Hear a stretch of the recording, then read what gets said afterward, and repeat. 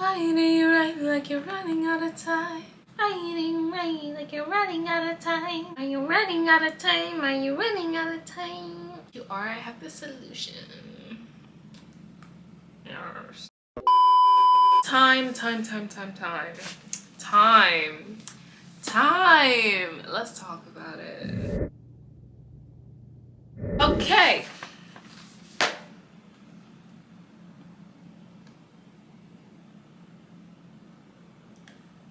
So let us comments, shall we? So I'm going to start with my biggest takeaway, and then I can do like a little summary,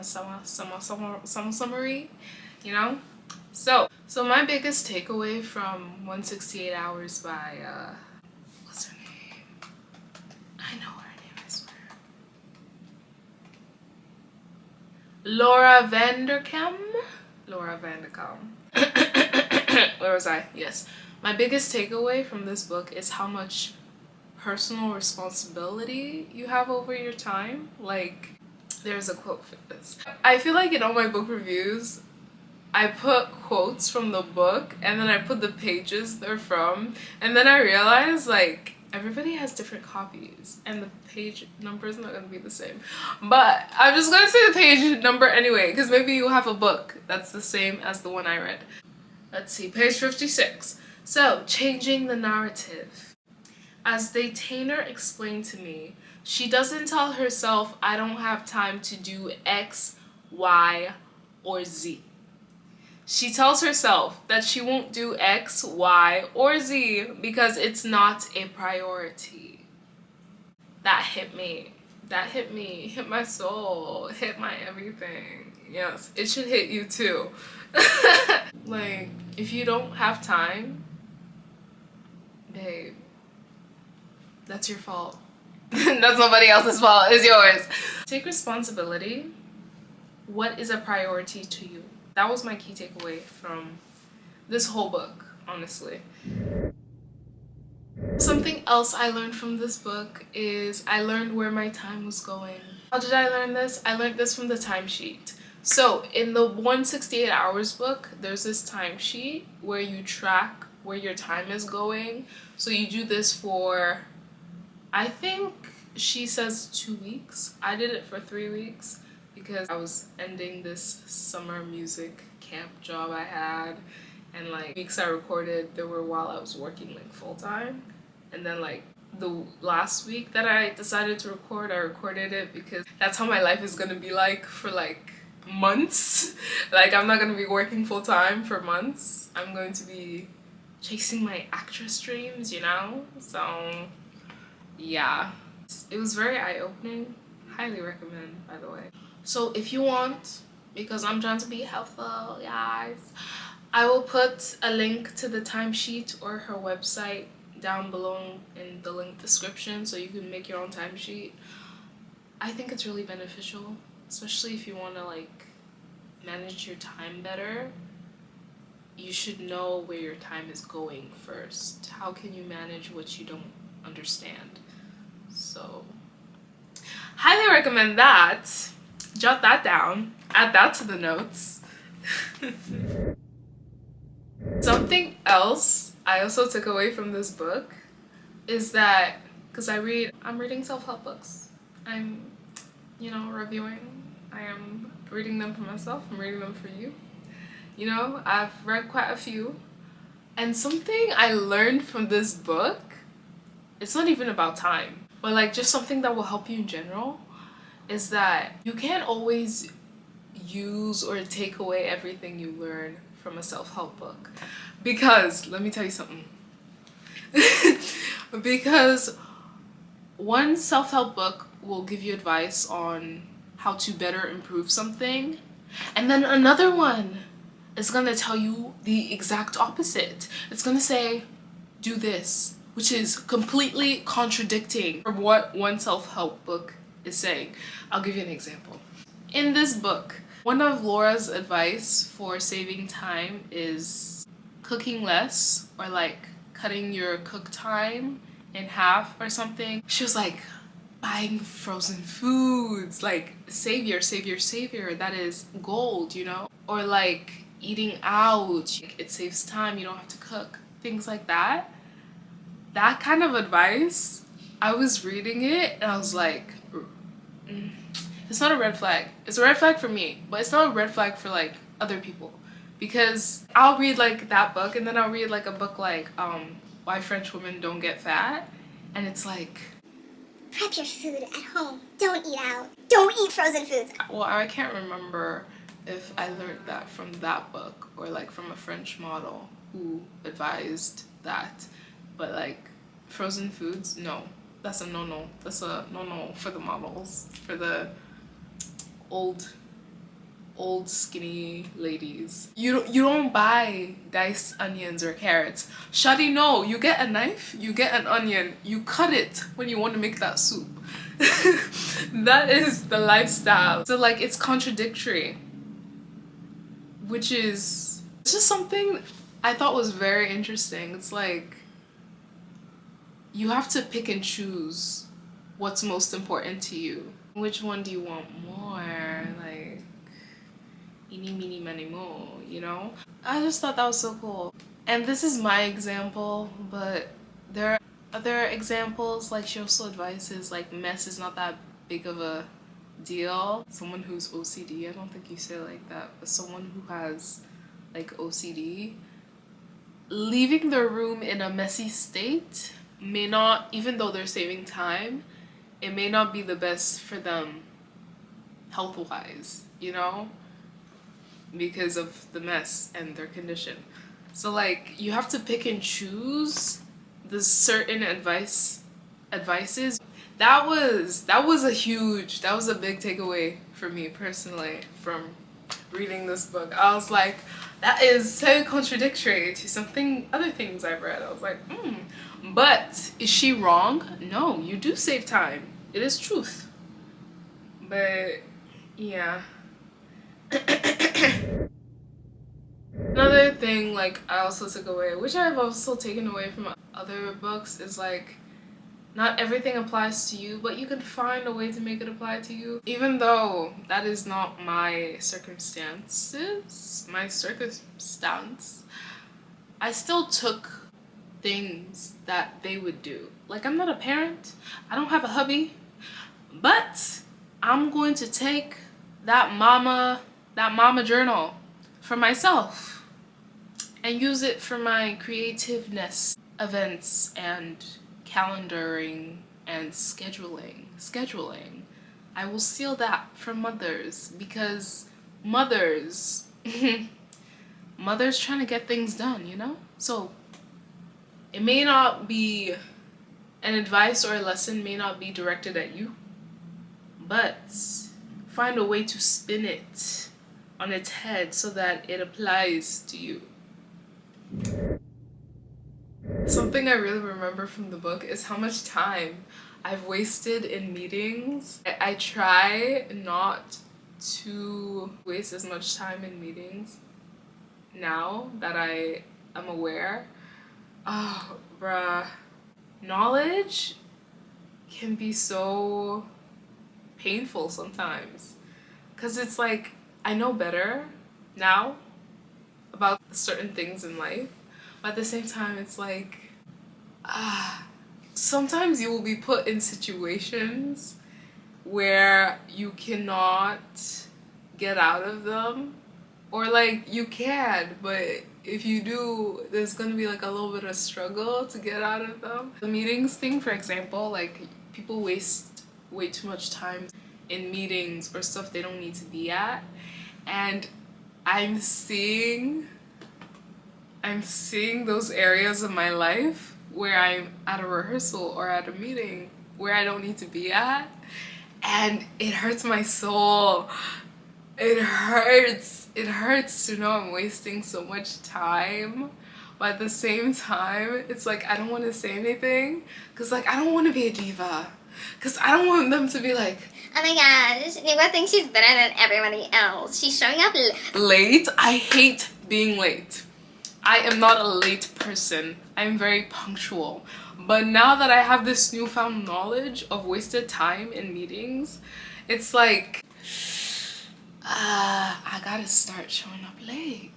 because it's like I'm just gonna be there wasting my time and I can't say anything about it because people are gonna think I'm a diva and I don't want to be thought of as a diva. I don't want people thinking I think I'm better than them or my time is more valuable than theirs, because it is not. But at the same time but at the same time, it's like, babe. That's something the book has given me, that beautiful enlightenment. Alignment. Let's talk about alignment. This is another revelation I had from reading the book. Laura, she doesn't call it multitasking because multitasking is bad. Alignment is, it's like multitasking but not. So multitasking is when you're doing multiple things at the same time and they all kind of require focus, versus alignment is when you're doing multiple things but they require different parts of the brain to be working. So multitasking would be trying to talk to your son or daughter while you're also trying to write an essay or write an article at the same time as you're talking to them. Versus alignment would be going on a nature hike or nature walk with your son or daughter. When you're writing an essay, you need your brain. You need to be thinking of your research, what needs to be written in the structure of the article. You cannot really carry a conversation with your child while you are writing an essay.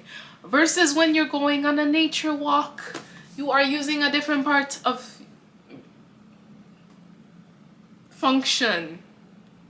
You're walking, okay? That does not require brain power. You are just moving. So you can do that and engage with your child and focus on them and ask them about the trees and the sunsets and school and blah blah blah blah blah and their crushes or whatever, you know? The key with alignment is to make sure you're using different parts of your brain to do something. Yeah. Okay.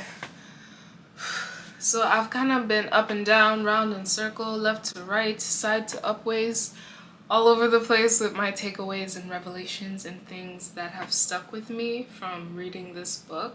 I've been all over the place, but I just want to summarize my takeaway / revelation of reading this book in one word.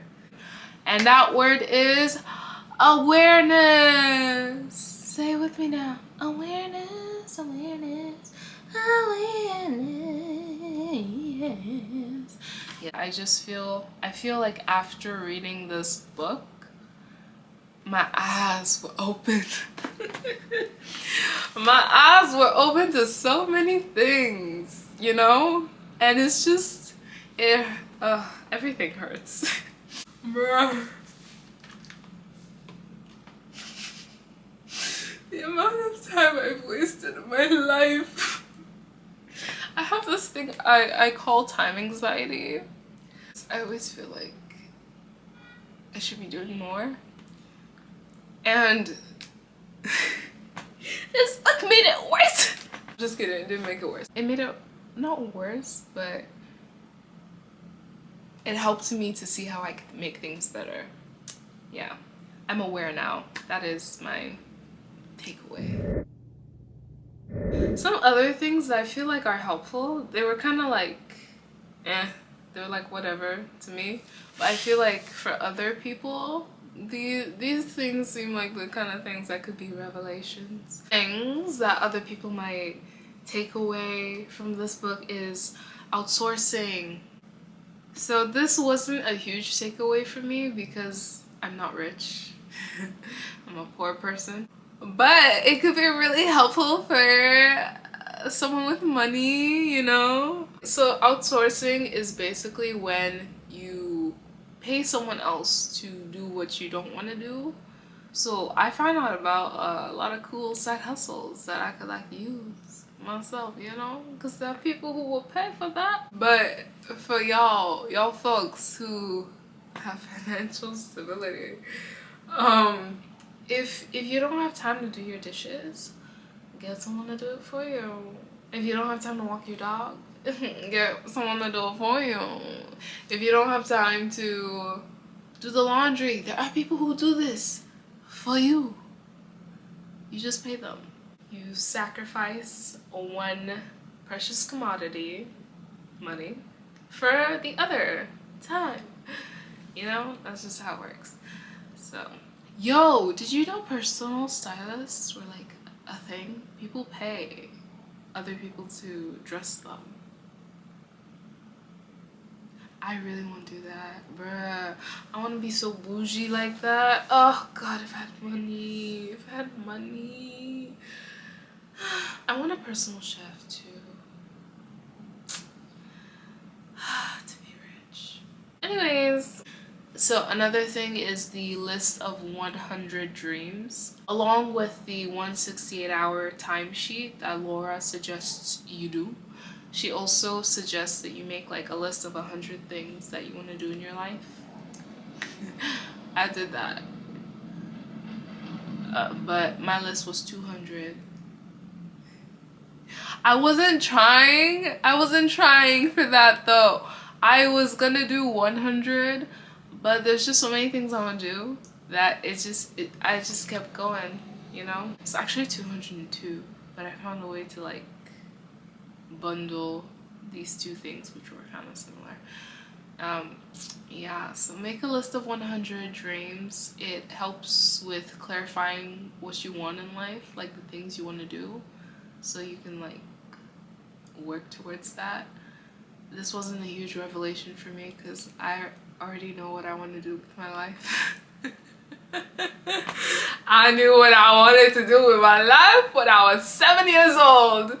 Anyways, yeah, that might be enlightening for you, you know. I laugh a lot, but I'm such a sad person. Like, oh, okay. Okay, babe. This is what you came for. This is what you came for. I feel like let me get a flower. Let's make this official. Right? I know this is so girly. I know. Well, guys, if you're watching,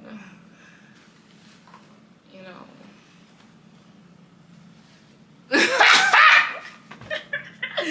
You know what I was tempted to do? I wanted to bite this, but it's really dirty. Okay. You know, you gotta put a little something for the fellas.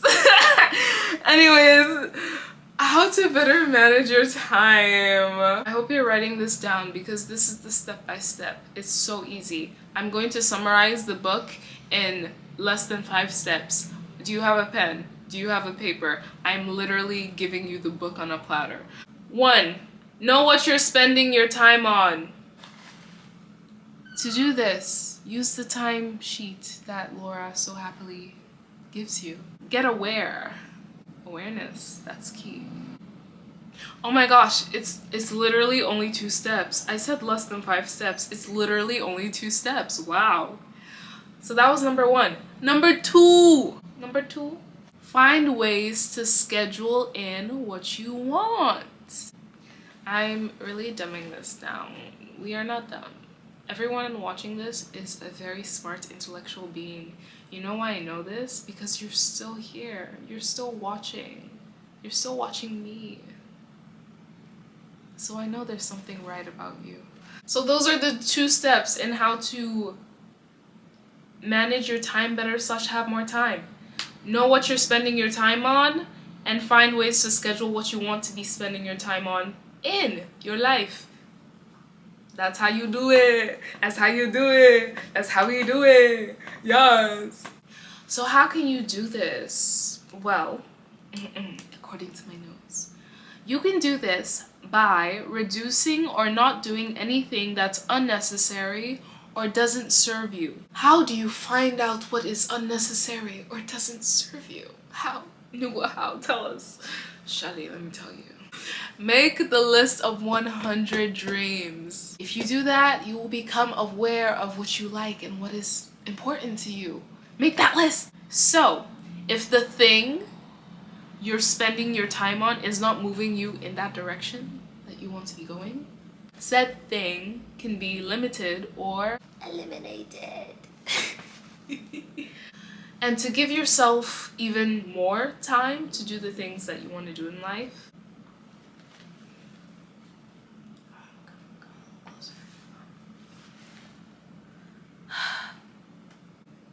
you're gonna have to make some sacrifices. Sacrifice. Yes. So you gotta make the sacrifices. This is most typically the other life trade-off, which is money. Yeah, that is how to better manage your time and have more time. Yes, you're welcome. I know. I'm just giving out the juice, you know? Oh, I'm also gonna make like a really cute Canva thingy. I'm gonna make that little PDF, attach it to this video. If you want my PDF, you know, it's gonna be attached to the video. Leave me a little comment what you think about my PDF, because I like my Canva PDFs. They're so cute. Ah!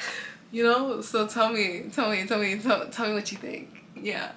And also just leave a like and comment below this video. If it helped you, let me know. If it didn't help you, help me. Let me know what I did wrong. Let me know what I should have added or what I missed. Or like if you have any time tips yourself, any time advice, any time hacks, any time management tools, please comment down below. Let the people know how they can better manage their time and have more time. If you have the information, share it. Share your light, your advice. We want to know. Everybody here, people watching, the person creating, we all want more time, okay? That's what we all have in common, okay? Okay.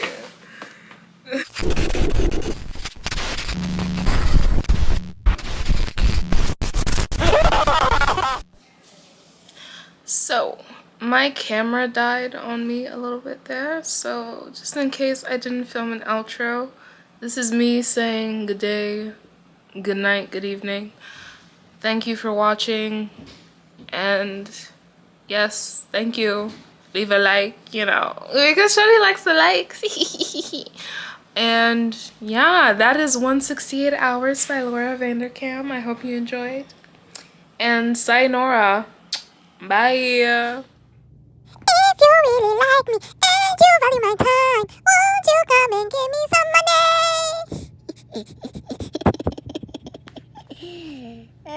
No, seriously, give me money.